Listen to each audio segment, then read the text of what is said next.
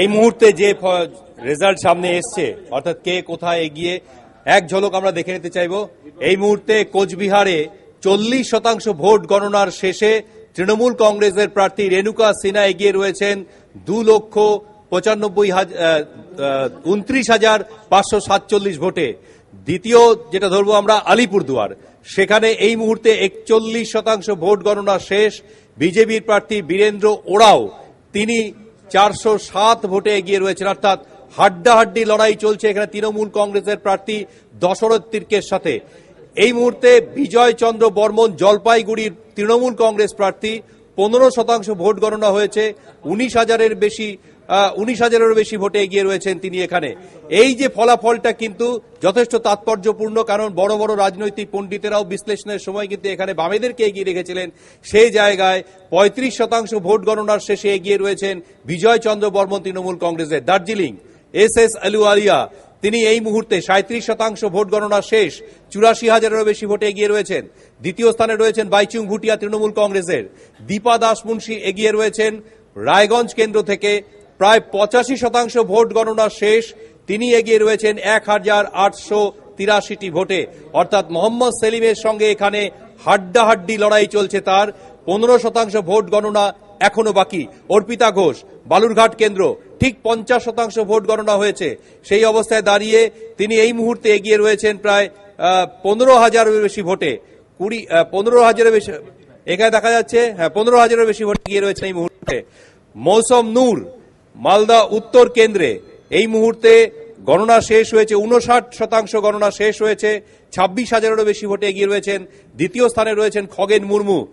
মালদা দক্ষিণে কংগ্রেস প্রার্থী আবু হাসেম খান চৌধুরী 61% ভোট গণনার শেষে তিনি বিজেপি প্রার্থী বিষ্ণুপদ রায়কে পেছনে ফেলে প্রায় 10,000-এরও বেশি ভোটে এগিয়ে রয়েছেন।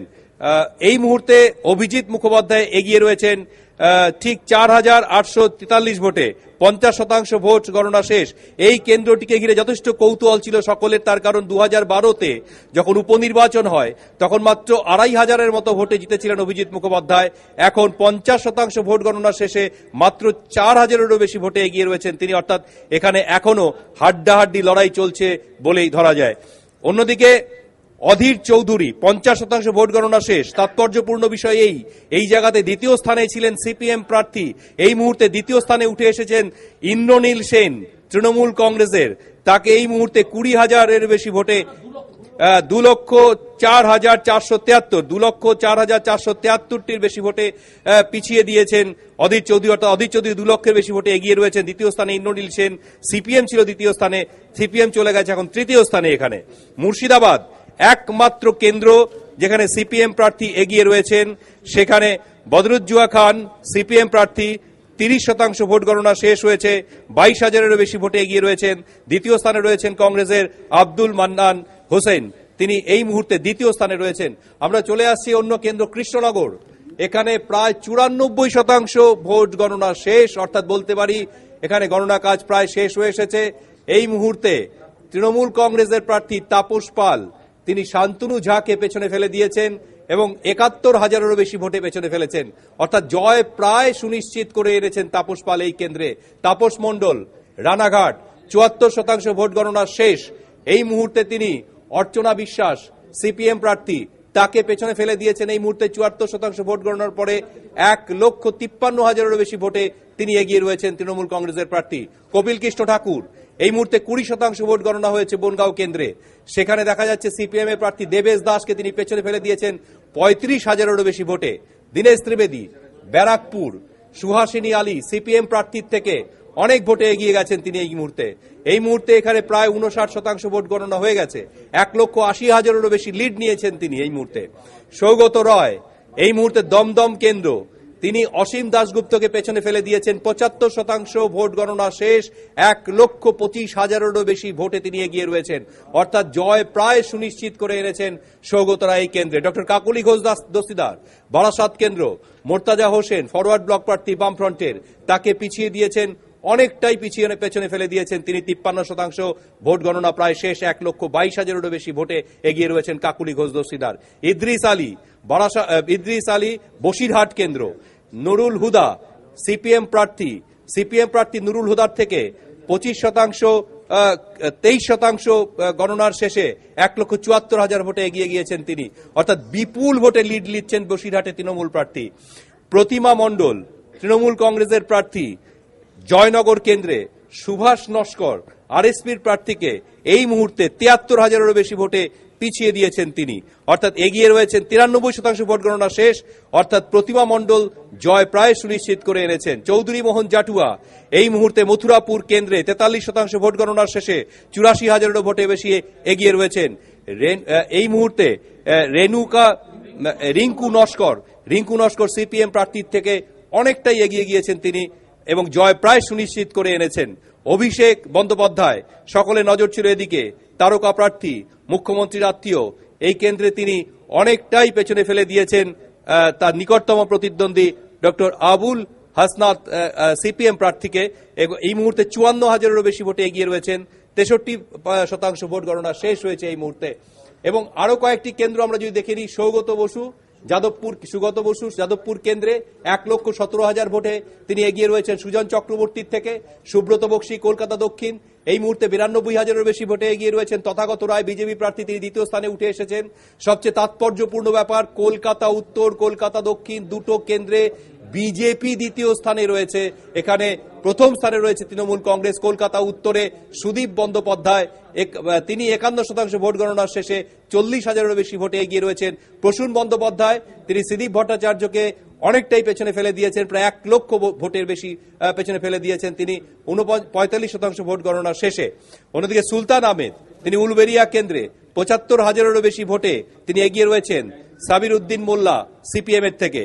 কল্যাণ বন্দ্যোপাধ্যায় শ্রীরামপুর কেন্দ্রে 44,000-এরও বেশি ভোটে এগিয়ে রয়েছেন তীর্থঙ্কর রায় সিপিএম এর থেকে।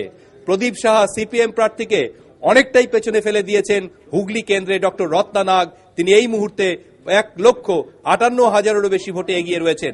জয় কার্যত সুনিশ্চিত এই কেন্দ্রে, তার কারণ মাত্র 51% ভোট গণনা হয়েছে এখানে। এছাড়া